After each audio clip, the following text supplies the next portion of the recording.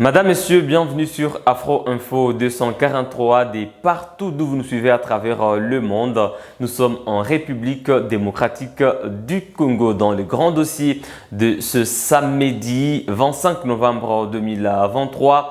Nous allons rester dans la province du Nord Kivu où les affrontements opposent les FARDC à la coalition M23 RDF sur l'axe Sake-Kichanga dans la région des Kiloliro. La veille, ce sont les FARDC qui ont détruit des drones de l'armée rwandaise. Aujourd'hui, ce sont des terroristes du M23 qui sont en train de cibler des positions des forces armées de la RDC. Mais l'armée résiste, n'abdique pas et ne se laisse pas faire. De l'autre côté, les Wazalendo sont également bien en place. Une autre information dans ce grand dossier d'actualité, la page de la force régionale de l'EAC sur le sol congolais est complètement tourner tous les détails dans ce grand dossier d'actualité. Nous allons également parler d'une autre information en rapport avec le processus électoral en cours. Le consortium Congo n'est pas à vendre, a lancé la campagne Ma voix n'est pas à vendre dans un contexte électoral marqué par une crise sécuritaire dans la province du Nord Kivu. Tous les détails de ces grandes lignes d'information, c'est dans ce grand dossier d'actualité. Mesdames, Messieurs, restez avec nous.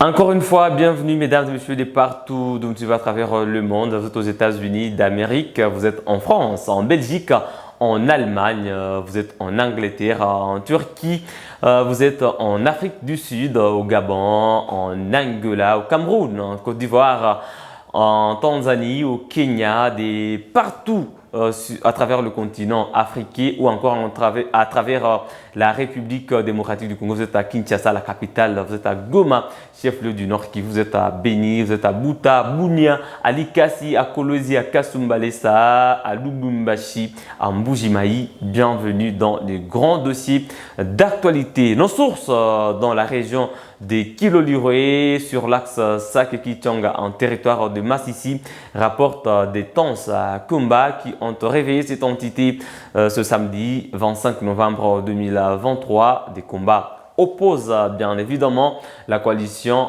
M23 RDF aux forces armées de la République démocratique du Congo. Les terroristes du M23 ont ciblé par des bombardements des positions des forces armées de la République démocratique du Congo. La veille, c'est l'armée régalienne qui a détruit des drones, voulais-je dire, de la force spéciale de l'armée rwandaise.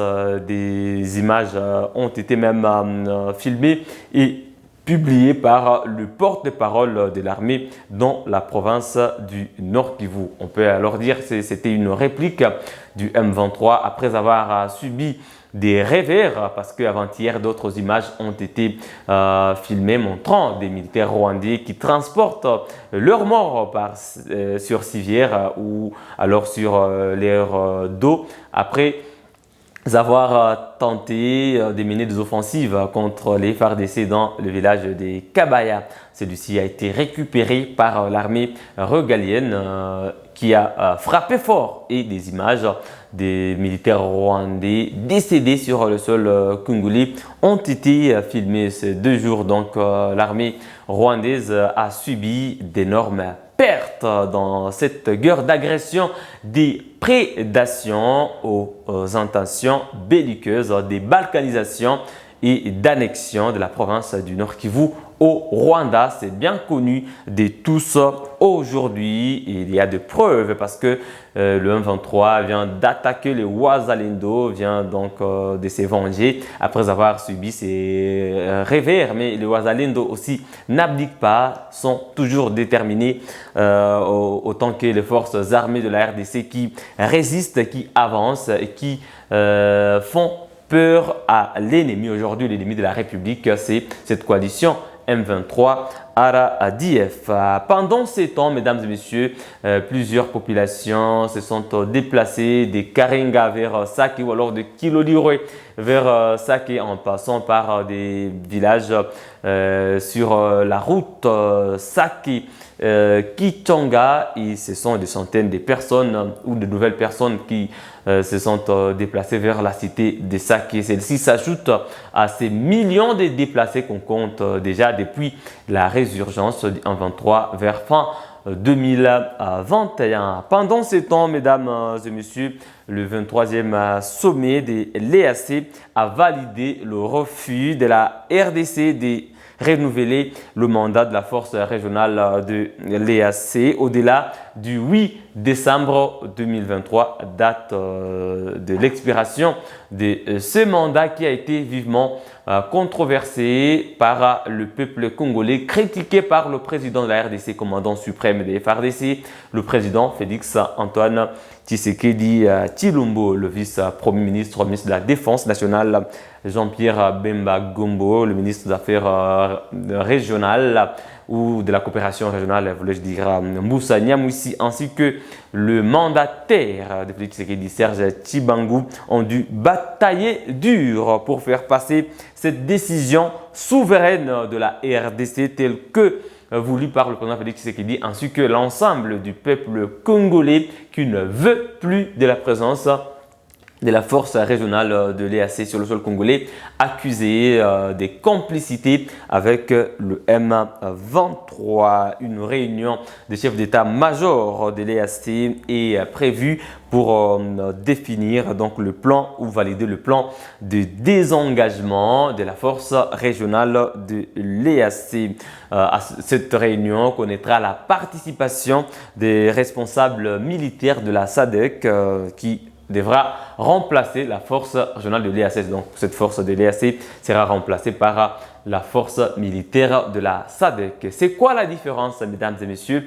Il y a des pays de la SADC ou des pays qui vont envoyer des troupes au sein de cette force de la SADC qui n'ont pas beaucoup d'intérêt sur le plan économique avec la RDC, c'est notamment la Namibie, l'Afrique du Sud ou encore la Tanzanie. Un pays qui n'a jamais, en tout cas officiellement, agressé la RDC, différemment du Rwanda ou de l'Ouganda, qui soutiennent le 1-23 à en croire les rapports des experts des Nations Unies ou encore des services de renseignement de la République démocratique du Congo. Voilà, donc on va remplacer des troupes ougandaises, kenyanes, rwandaises, burundaises, sud-soudanaises par des troupes tanzaniennes, sud-africaines ou encore namibiennes qui vont constituer cette force de la SADC. Il y aura quand même une différence sur le plan intérêt parce que des carrières minières dans le Rutshuru, dans le Masisi,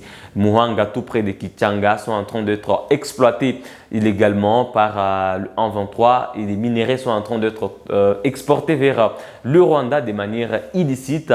Cela ne profite guère au gouvernement congolais.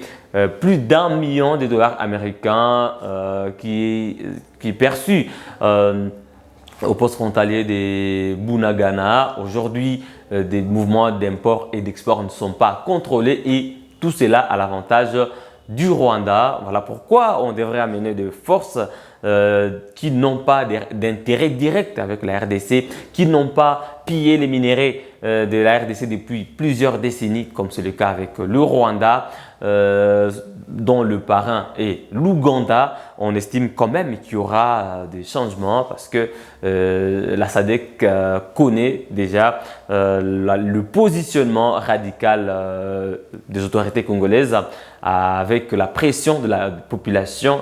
Le peuple congolais est un peuple très exigeant, surtout en matière de défense et de sécurité, parce que c'est un peuple qui a été longtemps meurtri par des millions, mesdames et messieurs. Et aujourd'hui, il faut voir la misère du peuple congolais dans des camps de déplacés. Vous allez comprendre pourquoi ce peuple est aussi exigeant. Mais il y a une autre information qui ne passe pas très bien dans l'opinion congolaise, c'est l'adhésion de la Somalie à l'EAC qui a été validée également. Il y a une opinion congolaise qui estime qu'il y aurait des accointances entre la Somalie et le Rwanda, qui est le principal pays agresseur de la RDC en ce moment. On ne sait pas la suite, voilà, on ne sait pas si déjà au moins on est rassuré que la force de l'EAC est en train de plier bagage, donc on n'a pas beaucoup à avoir des doutes à ce sujet. Si le chef de l'EAC, le chef de l'EAC bien sûr, estime que la Somalie peut aussi faire partie de l'EAC comme la RDC a été le dernier pays à rejoindre l'EAC, cela n'est pas aussi grave que ça. Il y a aussi Salva Kiir, le président soudanais qui a pris le bâton de commandement de l'EAC. Voilà, il a donc succédé à Evariste Ndayishimiye, le président du Burundi. Mesdames et messieurs, c'est la synthèse de la situation sécuritaire de ce samedi 25 novembre 2023 sur les axes Sake, Kichanga, encore Kichanga, Mweso. À Mweso, il y a eu d'autres affrontements hier parce que les Wazalendo tentent de récupérer cette entité, de déloger le 23 de Mweso, même si le 23 a déjà pris un peu de largeur en essayant un peu d'élargir à sa zone de contrôle dans les agglomérations de Mweso. Mais attention, la force des répliques ou des frappes des Wazalendo n'est pas à négliger. Ces jeunes sont très engagés à en découdre contre l'ennemi de la République qui aujourd'hui la force spéciale de l'armée rwandaise qui entre sur le sol congolais pour combattre contre les FARDC, pour piller des minéraux congolais, exploiter illégalement des sites miniers et exporter des minéraux au Rwanda.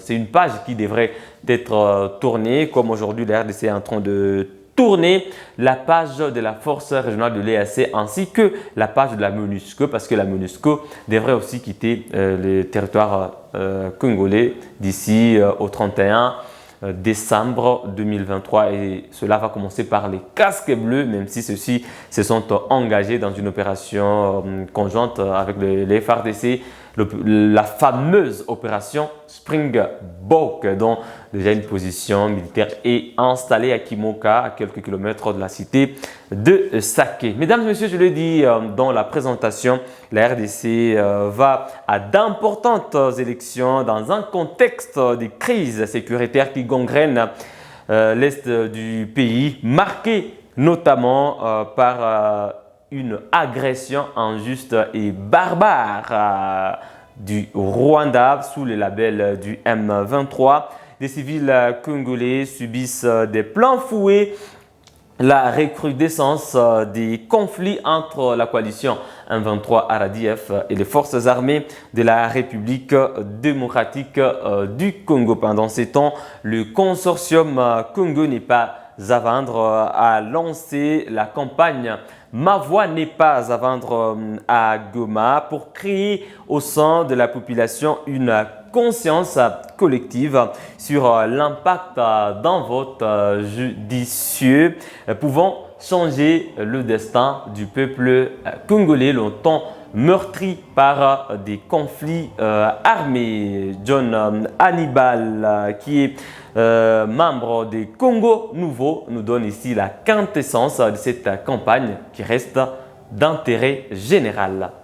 Nous voulons que les citoyens puissent être des citoyens exigeants. Nous puissions être exigeants envers nos autorités. Parce que si nous, les citoyens, ne sommes pas exigeants, je vous dis, on ne peut pas changer ce pays.